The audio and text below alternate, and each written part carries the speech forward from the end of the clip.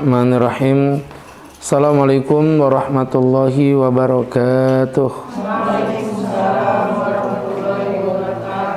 Alhamdulillahilladzi wa mara safwata ibadih bila ta'ifi taksisin taulan wa amtinana wa allafa baina qulubina fa asbahna bi ni'matihi ikhwana wa naza'al willa min sudurina fadilna fid dunya asdiqa'a wa ikhwana wa fil akhirati rufaqa'a wa khillana.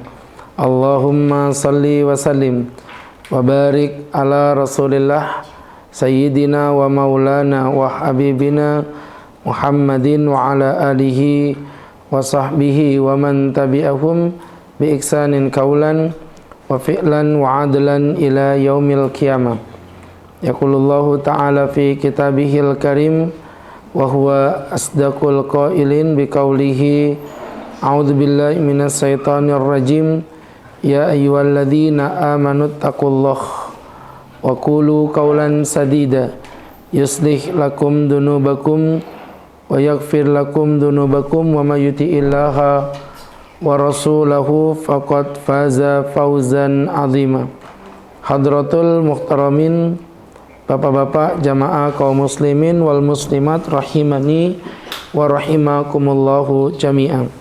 Alhamdulillah, pertama-tama dan yang paling utama, marilah kita panjatkan puja dan puji syukur atas nikmat yang tak terukur dari Sang Ilahi Rabbul Ghafur, yang mana Allah masih berkenan memberikan kenikmatan baik nikmat iman maupun nikmat hidayah, sehingga kita dapat kembali berkumpul dalam majelis yang penuh barokah dalam keadaan sehat walafiat, menggapai ridha dan kasih sayang Allah Subhanahu wa ta'ala.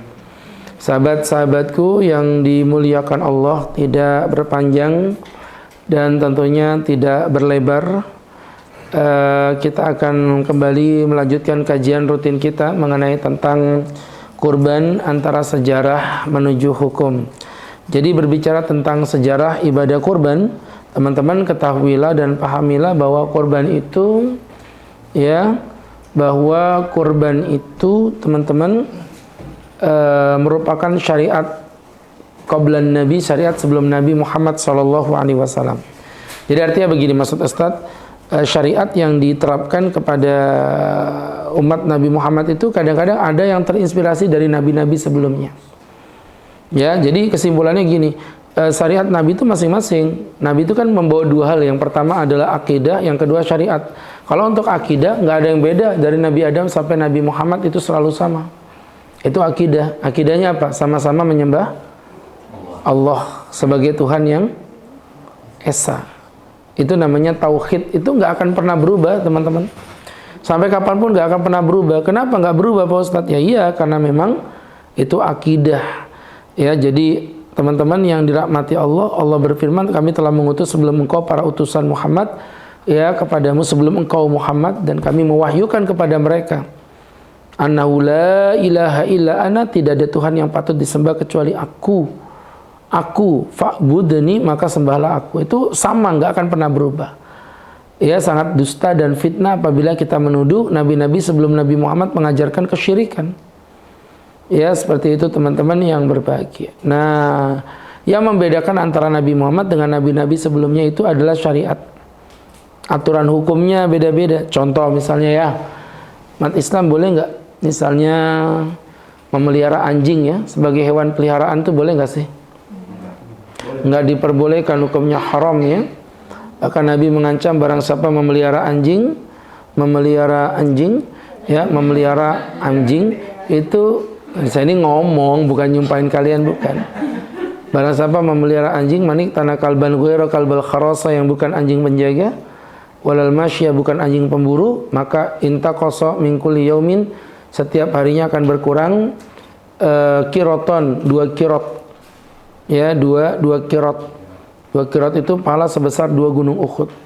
Yang dikurangi pahala sebesar 2 gunung Uhud, sedangkan amalnya cuma sebesar upil. Yang ada minus, gitu ya. Naudzubillahi min dzalik. Nah, itu contoh. Tapi ternyata apa kabar dengan Ashabul Kahfi? Ashabul Kahfi juga punya anjing, Iya kan dalam ceritanya itu. Bahkan di depan kuburannya anjing itu, di depan pintu Ashabul Kahfinya, namanya Rokim. Saya pernah ke sana ya. Rokim ya, bukan Rohim. Nanti Pak Rohim, ternyata kau anjing ya, barengan aja. Ini beda, Rokim.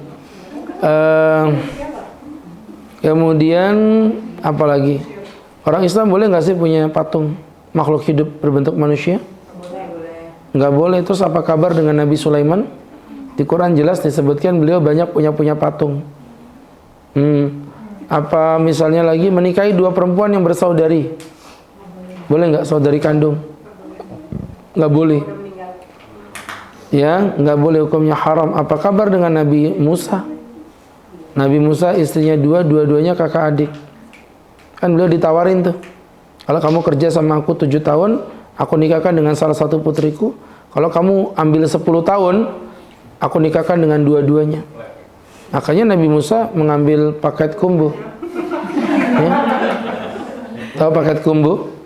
Beli satu, gratis satu. Itu akhirnya beliau mendapatkan paket kumbu.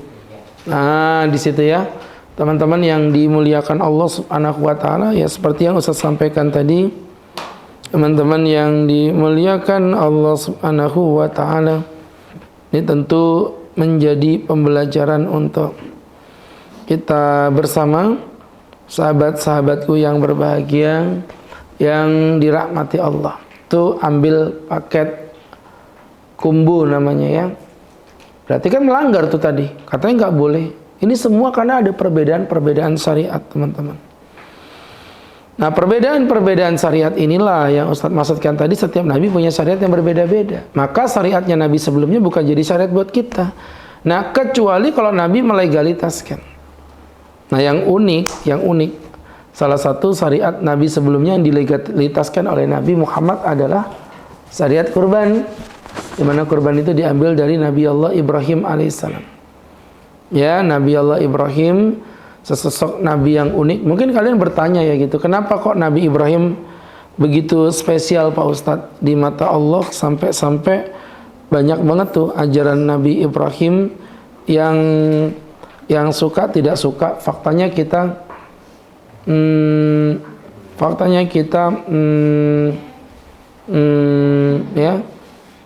menconteknya. Coba sebutin apa selain kurban. Iya, betul sekali ya. Kemudian berikutnya teman-teman yang berbahagia, haji boleh. Apalagi? Khitan juga dari Nabi Ibrahim. Bahkan kalau mau dipretelin lagi, Ka'bah itu gara-gara Nabi Ismail, anaknya Nabi Ibrahim. Sa'i gara-gara Bunda Hajar, istrinya Nabi Ibrahim. Selalu berkaitan dengan Ibrahim begitu. Ini Nabi spesial gitu. Ternyata wajar, Nabi Ibrahim itu merupakan datuknya Nabi Muhammad yang menjadi pertemuan dari 3 agama samawi. Jadi kalau boleh jujur nih ya, teman-teman yang berbahagia, kan Nabi Ibrahim itu Nabi nomor berapa, ada yang tahu? Nomor 6. Nabi Ibrahim itu nomor 6. Berarti di atas Nabi Ibrahim ada berapa nabi? 5. Ada 5. Yang pertama Nabi Adam, apal, karena memang cuma satu itu aja. Nggak ada yang lain waktu itu. Kemudian yang kedua Nabi Idris. Yang ketiga Nabi Nuh. Ini bapak yang kedua ya, karena Adam Idris pengikutnya hancur di habis gelombang. Yang ketiga maksudnya bapak yang keduanya adalah Nabi Nuh.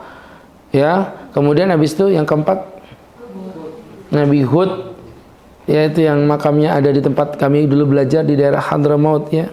Makanya disebut Ahqaf, itu posisinya Nabi Hud. Kayak kampus saya itu dinamakan kampus Al-Ahqaf. Kemudian yang kelima Nabi Salih, baru yang kelima Nabi Ibrahim. Masya Allah, kalian bisa hafal luar biasa ya, karena bareng-barengnya jadi urunan ya, dikit-dikit. Jadi teman-teman yang berbahagia, itu tadi berkaitan dengan jumlah nabinya, ada 6 Nabi Ibrahim. Nah, di bawah Nabi Ibrahim minus Nabi Lut ya. Karena Nabi Lut itu beliau bukan anak Ibrahim tapi ponakan. Nah, semuanya selain Nabi Lut itu semua adalah anak turunnya Nabi Ibrahim. Nabi Lut oke memang bukan anak saya akui, tapi Nabi Lut itu ponakan yang hidupnya bareng sama Nabi Ibrahim. Artinya ya kayak anak juga jatuhnya.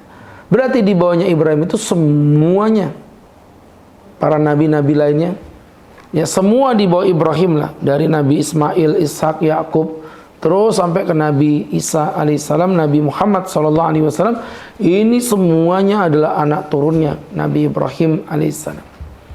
Nah, disitulah ya teman-teman, Nabi Ibrahim menjadi nabi yang luar biasa, menjadi nabi yang spesial, nabi yang mengajarkan kita konsep tentang taslim, kepasrahan totalitas terhadap Allah Subhanahu wa taala. Diawali bagaimana beliau bukan lahir dari keluarga muslim. Beliau lahir dari Azar. Tahu Azar ya? Siapa Azar? Bapaknya Nabi Ibrahim. Memang masih khilaf, ada yang bilang itu bapak, ada yang bilang itu paman. Tapi intinya Ibrahim itu intinya dididik sama Azar itu udah pasti. Ternyata Azarnya kafir, bahkan penyembah berhala. Makanya kalau kalian emosi pasti bilang kurang Azar. Ya. Itu teman-teman. Ternyata bapaknya Ibrahim.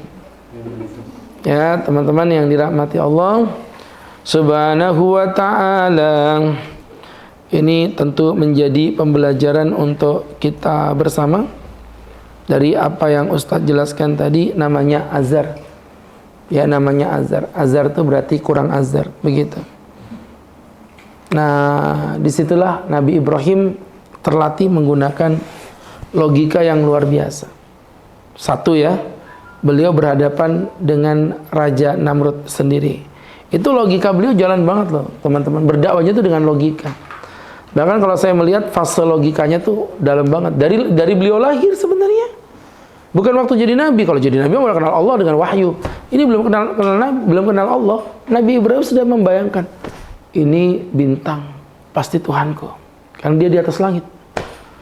Ketika bintang menghilang, muncullah bulan. Wow, bulan lebih cantik. Bulan, istrinya Ahmad Dhani, ya? Oh, bulan. Itu maksudnya. Bulan. Ketika muncul matahari, hada akbar. Ini lebih besar. Ini Tuhanku. Ketika matahari sudah mulai menghilang, beliau pakai logika. Lah Tuhan kok menghilang? Hilang itu kan sifatnya manusia. Mati itu kan sifatnya manusia. Hada akbar. Ini lebih besar. Ini Tuhanku. Tapi ketika menghilang, inilah uhibbul afilin. Aku tidak mau dengan Tuhan yang hilang. Jadi teman-teman yang dimuliakan Allah Subhanahu wa ta'ala, artinya kalau kita pelajari dari apa yang Ustaz jelaskan tadi, sahabat-sahabatku yang dirahmati Allah, pakai logika. Hilang sifat manusia. Tuhan harus bersih dari sifat manusia. Laisa kamislihi syai'un. Tianto tidak boleh menyerupai manusia. Makanya saya tantang sama teman-teman, kaidah ini kalau dipraktekkan, carikan satu Tuhan yang tidak diserupakan dengan makhluknya dalam segala macam bentuk wujudnya, kecuali Allah. Semua Tuhan pasti divisualisasi. Dan akhirnya pemvisualisasian itu kan menghadirkan bentuk-bentuk makhluk-makhluk yang aneh. Lo jujur sama Ustaz, ada nggak Tuhan yang digambarkan sesosok laki-laki yang ganteng, sempurna, atau perempuan yang cantik jelita? Nggak ada, aneh-aneh aja. Ada yang gambar kucing. Ada Tuhan yang bodinya gemuk, duduk. Begitu. Ada yang tersiksa. Begitu. Itu makanya kenapa Islam tidak mau memvisualkan Tuhan, itu pelecehan. Loh, menggambarkan kesempurnaan tapi yang menggambar tidak sempurna, itu pelecehan. Paham nggak maksudnya? Cewek cantik digambar anak SD. Kalian tahu jadi gimana mukanya? Mereng-mereng begini mukanya, ya. Artinya apa? Teman-teman, disitulah logikanya Ibrahim berjalan. Ini nggak mungkin. Maka waktu itu Ibrahim berkata, aku ini bari'u mimma tusyrikun, aku berlepas diri dari apa yang kalian persekutukan, tanpa menyebutkan nama Allah. Berarti Ibrahim memang belum kenal Allah, masih bocil, masih kecil. Beliau dididik sama keluarga kafir, tapi beliau punya iman. Dengan iman itu beliau udah mencari, nggak mungkin aku ini nyembah patung, patung yang buat manusia, manusia yang nyembah patung, harusnya patung yang menyembah kita, ya kan? Logikanya jalan. Keren teman. Apa yang terjadi? jamaah yang berbahagia, yang dimuliakan Allah Subhanahu wa taala. Disitulah akhirnya Ibrahim berdakwah, bukan hanya keluarganya, tapi beliau juga mendakwahi rajanya yang waktu itu bernama Raja Namrud. Dan dakwahnya itu loh yang Masya Allah luar biasa ya. Beliau mendatangi dan mendakwakan kebenaran bukan hanya dengan kata-kata tapi dengan realita. Beliau hancurkan semua patung-patung yang ada di kuil.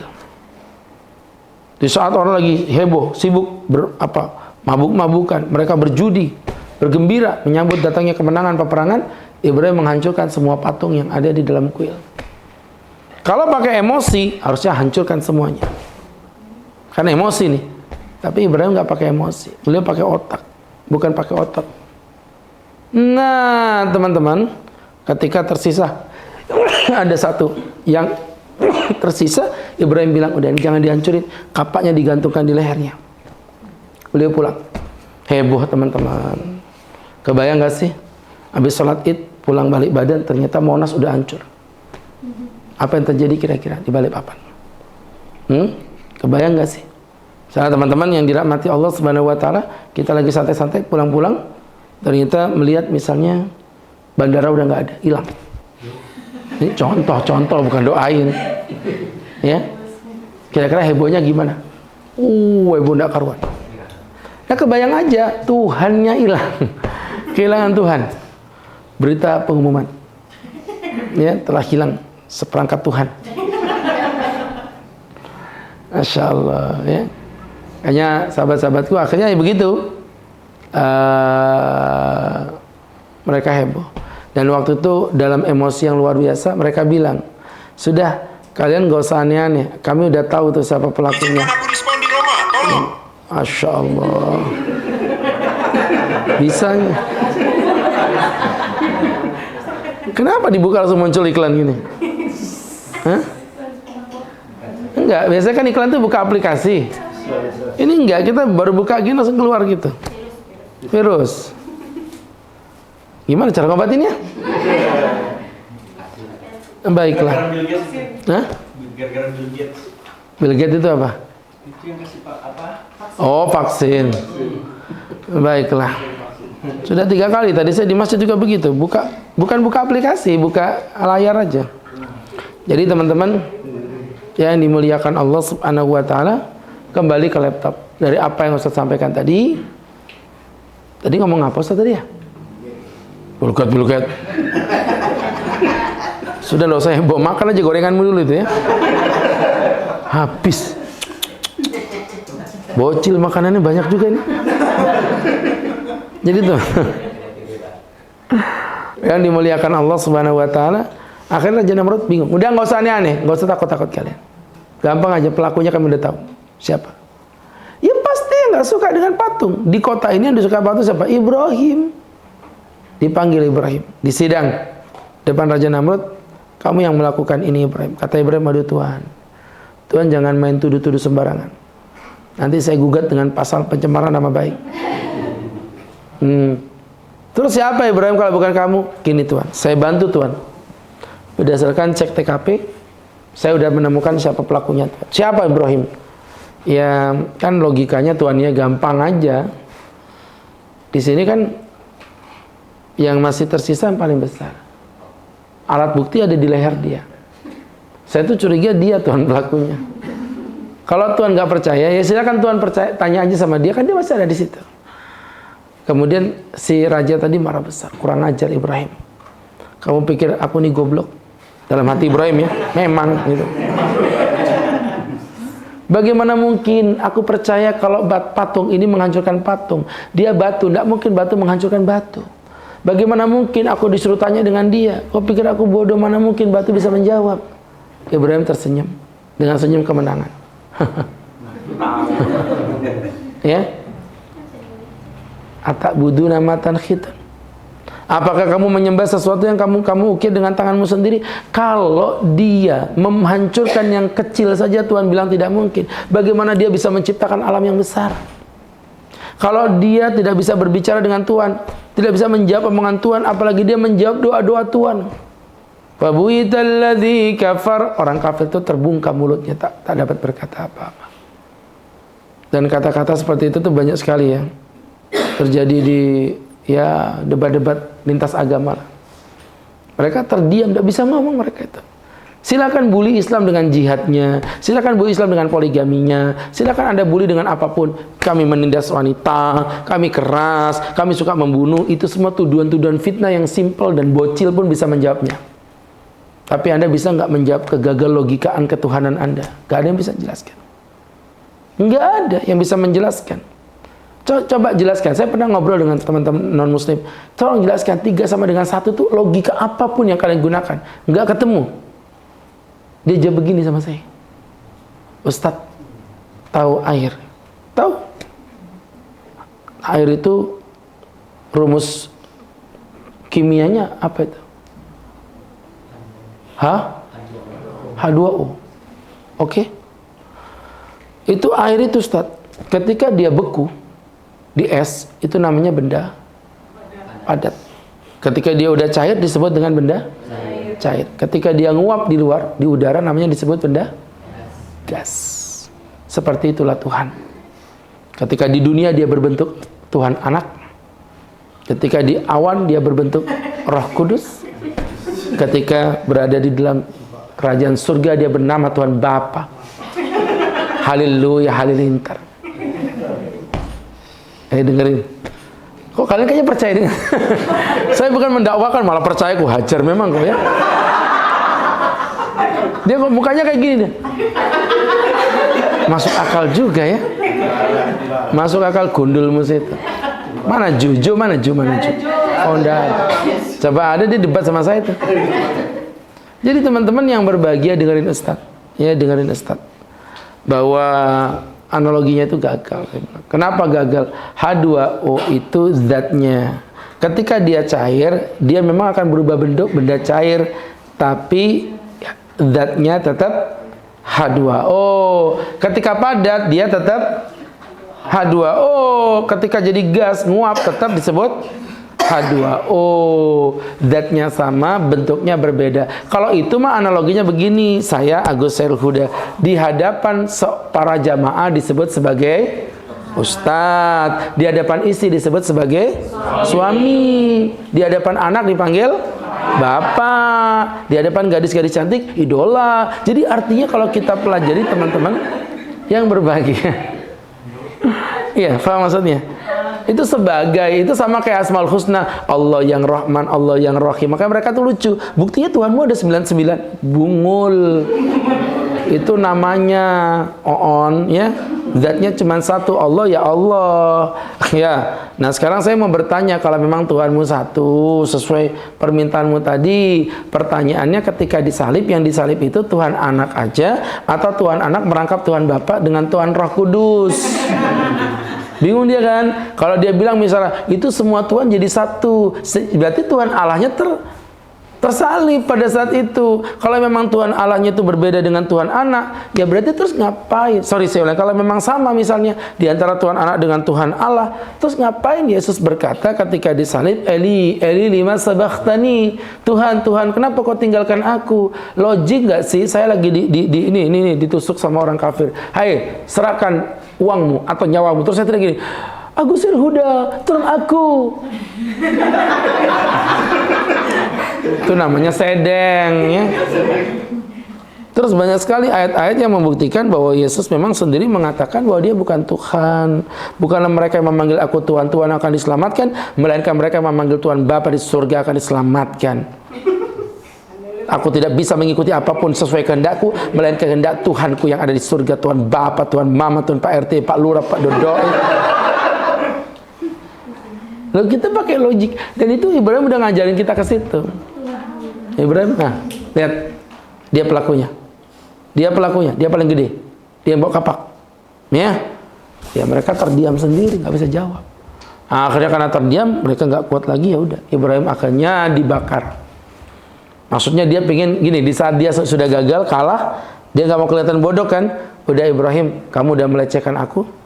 Sekarang aku tantang, kamu gantian, tunjukkan Tuhanmu. Aku akan bakar kamu hidup-hidup. Jadi kubangan bakaran itu bukan Ibrahim diletakkan di dalam gini, terus dibakar pakai kayu, enggak. Ternyata saya baru baca sejarahnya di dalam kitab tafsir itu, mereka buat lubang besar, supaya Ibrahim kalau kepanasan nggak bisa lari, kayak kolam begitu. Baru dikasih kayu, dan yang unik, bayangan saya dulu awal saya memikirkan itu Ibrahim duduk terus dibakar. Enggak, api dinyalakan, Ibrahim disuruh masuk. Beda apa enggak? Beda. Secara psikis kalau dibakar ya dibakar aja. Ini enggak, Ibrahim disuruh masuk. Jadi waktu itu Ibrahim betul-betul diuji keimanannya oleh Allah. Nah itu teman-teman, akhirnya Ibrahim dibakar, dan di situ Allah Subhanahu Wa Taala memberikan motivasi. Ya tadi Ustaz bilang, secara psikis pasti lebih berat lah. Jelas itu nggak mungkin nggak. Ya bagaimana teman-teman yang berbahagia, mereka berkata, qalu, orang-orang kafir itu berkata, harriku wansuru alihatakum in kuntum fa'ilin. Ibrahim, bakar aja dan biar Tuhannya dia menolong dia jika memang dia mampu melakukannya. Di sini mereka menguji Allah. Allah bilang apa? Qulna ya naru kuni bardan wa salaman ala Ibrahim. Wahai api, jadilah engkau dingin dan keselamatan untuk Ibrahim. Dengerin. Api nih depan mata nih, Ibrahim di sini nih. Berkobar-kobar.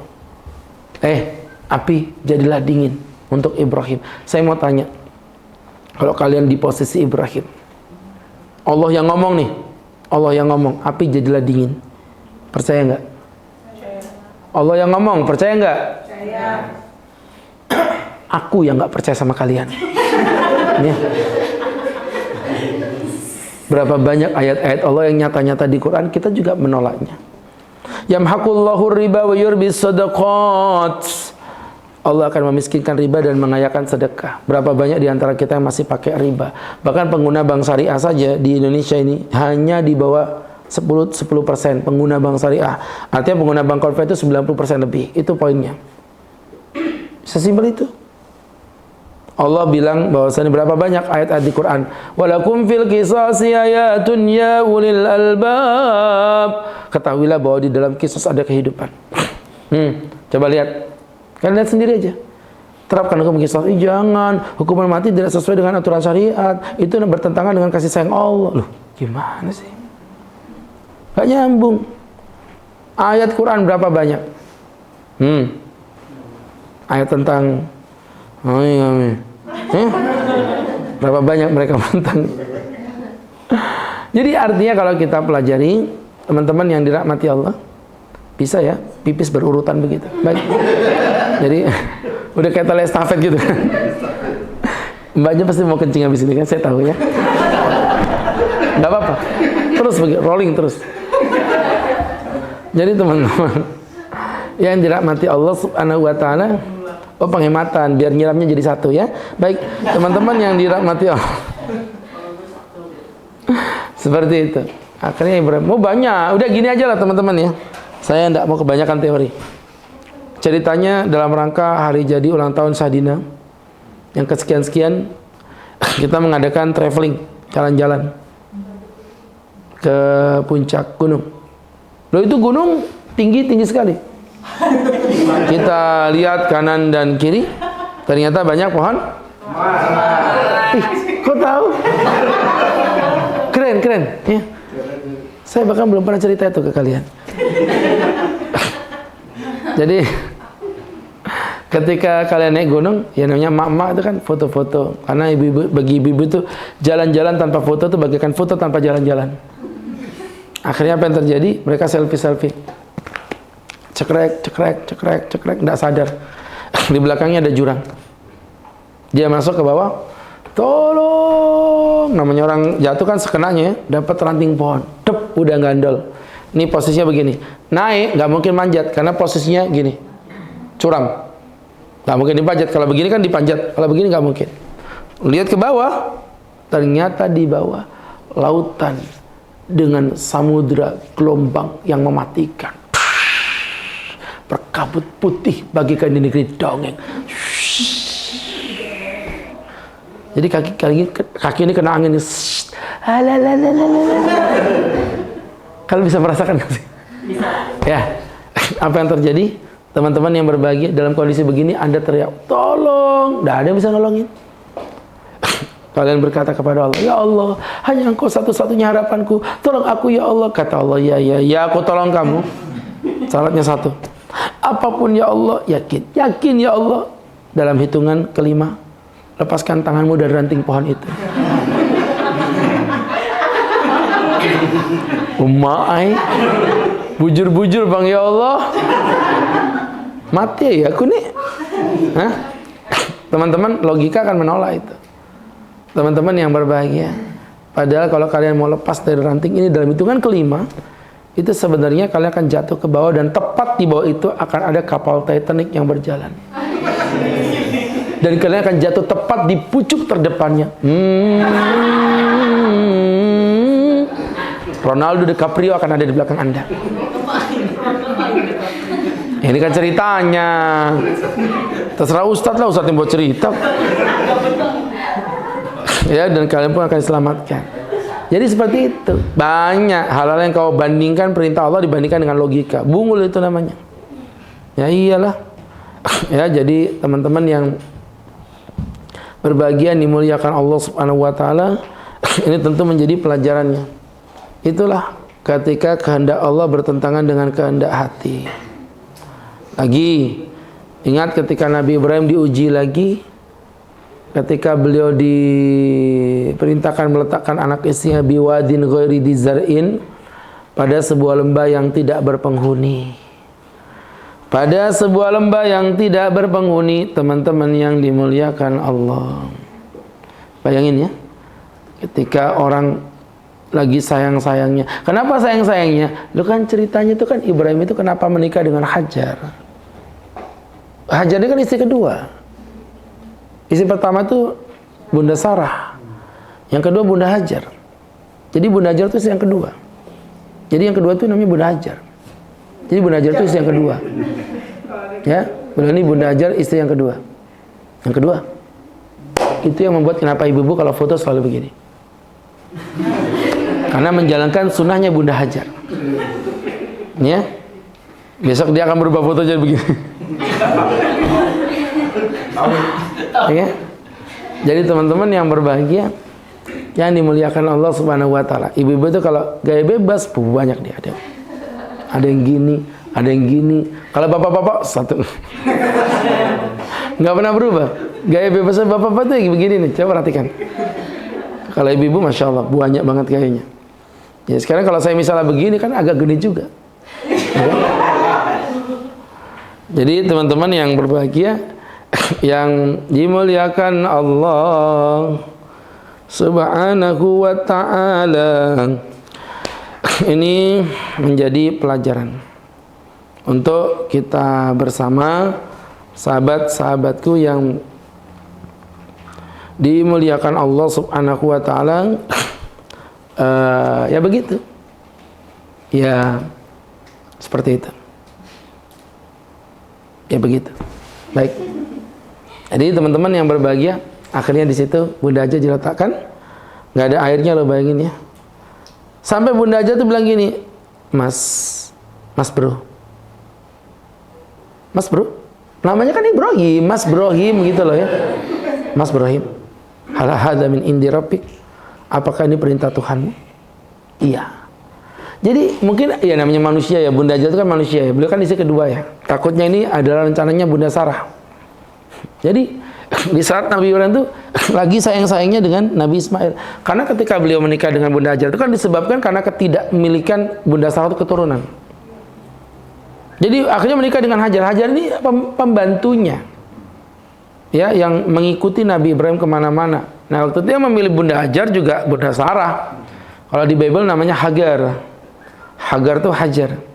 Kalau Sarah. Jadi teman-teman yang dirahmati Allah, disitulah akhirnya Nabi Ibrahim pun meninggalkan Bunda Sarah. Nah gitu ya. Bunda Sarah nanti punya anak namanya Ishak. Ishak punya anak namanya Yakub. Yakub itu yang punya nama Israel. Maka keturunan Yakub disebut dengan Bani Israel. Nah gitu ya. Kemudian teman-teman yang dimuliakan Allah, Sedangkan Nabi Ibrahim alaihissalam memiliki istri bernama Hajar, punya anak namanya Ismail. Jadi lahirnya Ismail dulu tuh. Ya kalau dalam bahasa Bible disebut Samuel. Ya disebut dengan Samuel. Disitulah baru pertemuan berbelas tahun baru berjumpa kembali. Ternyata Allah Maha menguji kepada hamba yang Ia cintai. Jadi ujian itu nggak selalu bentuknya kebencian. Kadang-kadang ujian itu karena Allah mencintai. Ada perempuan rajin pengajian, kakinya kena stroke. Dia nangis depan saya. Dia bilang, Allah nggak adil Pak Ustadz. Saya rajin pengajian, tapi kaki saya kena stroke. Tetangga saya itu senang ke diskotik, tapi dia baik-baik aja. Saya bilang gini, terkadang apa yang kau inginkan itu belum tentu yang terbaik buat kamu. Seperti anak kecil, kalau lagi demam, badannya panas, pengennya minum es dingin. Betul nggak? Kalau orang lagi sakit, mulutnya pahit, pengennya minum manis. Tapi sama ibunya malah dikasih obat. Minumnya teh panas. Badan lagi panas dikasih teh panas. Mulut lagi pahit dikasih obat pahit. Menurut anak, mamanya jahat. Tapi menurut mamanya, dia tidak jahat, dia cinta. Itu yang terjadi Allah sama kita itu gitu. Ya. Maka diperintahkanlah Ibrahim menyembelih anaknya. Qala ya bunayya, hai anakku, inni ara fil manami anni adzbahuka fanzur madza tarang. Nah, Bapak semalam bermimpi, Allah perintahkan Bapak menyembelih kamu. Apa pendapatmu? Jadi mau nyembelih aja minta apa pendapat, saking demokratisnya Nabi Ibrahim. Ya, sekarang kan enggak, bapaknya suka ngancam. Sholat? Enggak. Mandi? Enggak. Bapak panggilkan Pak Dedi lo ya. Pak Dedi, Pak Dedi. Dia nggak mau mandi Pak Dedi. Nggak tahu, nggak gaul mereka. Aduh ya sudahlah. Susah ngomong sama orang kalau nggak main IG gini, susah. Dia mah masih generasi Facebook ya. Mama Facebook yang senengannya ngegosip aja itu. Jadi teman-teman yang berbahagia, yang dimuliakan Allah Subhanahu wa ta'ala, disitulah jamaah yang berbahagia yang dimuliakan Allah Subhanahu wa ta'ala. Ya begitu. Ya seperti itu. Ya, disitulah akhirnya beliau pun menyampaikan. Dan Ismail karena udah dididik dengan begitu sempurna, begitu perfectnya, beliau berkata, qala ya abati, wahai bapakku, if'al ma tu'mar, kerjakan apapun yang Allah perintahkan padamu nak. Satajiduni insyaallah. Bukannya menangis, beliau malah memotivasi bapaknya. Kerjakan Pak, insyaallah Bapak akan mendapatkan aku dalam kelompok orang-orang yang bersabar. Sekarang saya mau tanya, ini pertanyaan closing sekaligus menjadi hikmahnya. Ustaz mau tanya teman-teman, waktu Allah nyuruh Ibrahim menyembelih Ismail, Allah udah tahu nggak kalau nanti endingnya yang disembelih itu kambing? Allah sudah tahu nggak? Kok bisa bilang nggak? Allah loh, Allah loh. Dari tadi pertanyaannya gitu nggak berubah. Nah itu mah nggak fokus, mah main HP kali ya. Kayak gitu tuh, udah salah ngegas lagi. Nanti rekamannya ada nih, tolong dicek ya. Tolong dicek rekamannya nanti. Kalau Allah udah tahu bahwa ending yang dipotong nanti kambing, bukan Ismail. Pertanyaan saya, ngapain Allah buang-buang tenaga? Bahasa anak gaulnya itu ngeprank. Nabi Ibrahim kalau ujung-ujungnya sebenarnya tahu kalau kambing yang disembelih. Buat apa? Pakai acara tangis-tangisan, peluk-pelukan. Hah? Kenapa? Ngetes. Menguji. Siapa yang diuji? Salah. Ini problem kalian. Problem. Yang diuji bukan Ibrahim. Kalian masih ingat cerita yang tadi? Ketika Ibrahim meletakkan istrinya dan anaknya yang masih bayi di tempat yang tidak berair. Itu logikanya Ibrahim sudah siap nggak kalau Ismail mati? Ya siap lah, sama kayak kalian meletakkan bayi di Bukit Soeharto sendirian coba. Sampingnya tahu Sumedang. Malah makan dia di situ ya. Coba kalian logika aja, logik aja. Letakkan anaknya di tengah-tengah lautan sana. Logikanya mati, gitu kan logikanya. Nah, di situ Ibrahim sudah diuji, lolos. Berarti bukan Ibrahim, itu ujiannya buat Anda. Orang-orang yang tanggung. Dibilang kaya, enggak. Dibilang enggak, memang. Yang kayak gini, ceramah pengajian belum selesai, gorengan udah habis. Ya kayak gini. Ya, ini ujiannya buat kalian ini. Orang miskin nggak kurban, emang masalahnya di mana? Nggak punya uang, apa yang mau dikorbanin? Kurban perasaan. Itu sebelah situ tetangga kalian, tuh. Kurbannya 100 ekor sapi. 1 ekor 15 juta. 15 juta kali 100, 1,5 M. Duitnya beliau 300 miliar. 0,5% aja dari hartanya. Ujiannya tuh orang yang punya uang 10 juta. Iya. Yang kayak gini. Ya. Yang tanggung. Coba, dibilang miskin, faktanya punya uang. Dibilang kaya, tapi cuma 10 juta Pak Ustaz. Kurban. Jadi 4 juta dari 10 juta berarti 40%. Sedangkan yang itu 0,5%. Udah, berarti ujiannya lebih berat mana?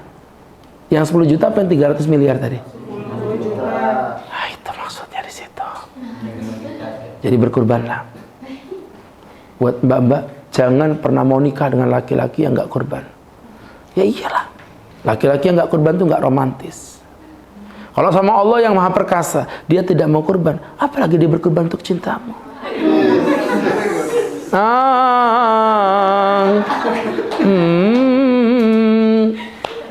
Dapatkan kaset dan VCD-nya di pasar loak terdekat. Baik, silakan singkat-singkat aja ya. Kalau dia mau bertanya, nanti berikutnya baru kita bahas fikih kurbannya. Kan dari hukum, dari sejarah menuju hukum. Nanti hukumnya minggu depan. Insyaallah minggu depan. Ada yang mau bertanya?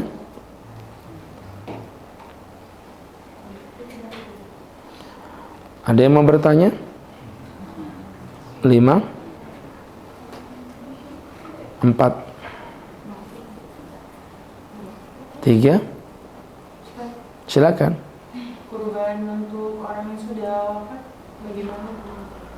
Baik, saya jawab singkat ya. Sebenarnya kan sudah saya bilang nanti untuk hukumnya insya Allah kita bahas tersendiri.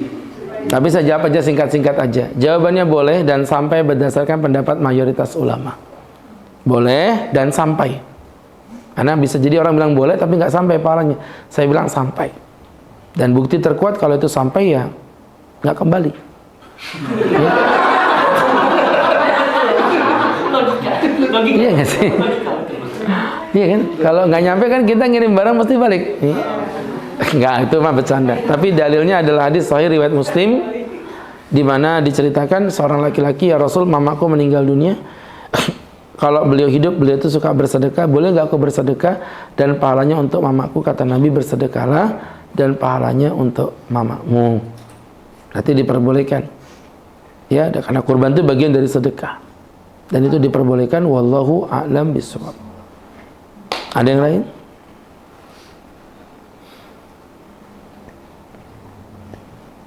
Ada yang lain?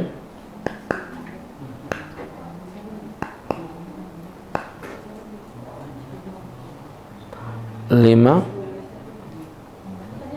4, 3, 2, 1. Yakin kadada yang bertakunnya? Kadada? Gimana? Gorengan sudah habis kalau? Baik, teman-teman yang berbahagia, yang dimuliakan Allah, tidak memperpanjang dan tidak memperlebar, mari kita tutup ya dengan berdoa kepada Allah Subhanahu wa taala. Amin amin alhamdulillah rabbil alamin. Hamdan yuwafi ni'amahu wa yukafi mazidah. Ya Rabbana lakal hamdu kama yanbaghi li jalali wajhika wa 'azimi sultanik. Allahumma salli wa sallim wa barik ala rasulika sayyidina Muhammadin fil awwalin والآخرين وفي كل وقت وخن وفي الملأ الأعلى إلى يوم الدين اغفر ذنوبنا واستر عيوبنا ونور قلوبنا وجعلنا بنور الإيمان لا تدع لنا ذنبا إلا غفرته ولا عيبا إلا سترته ولا حاجة إلا هديته ولا هما إلا فرجت ربنا آتنا في الدنيا حسنة وفي الآخرة حسنة وقنا عذاب النار ربنا وصلى الله على سيدنا محمد نبي الأمي وعلى آله وصحبه وسلم وارزقنا له المتابعة له ظاهرا وباطنا يا أرحم الراحمين بفضل سبحانك ربك رب العزة أما يصفون سلام على المرسلين الحمد لله رب العالمين. Terima kasih, semoga bermanfaat. Billahi taufik wal hidayah. Assalamualaikum warahmatullahi wabarakatuh.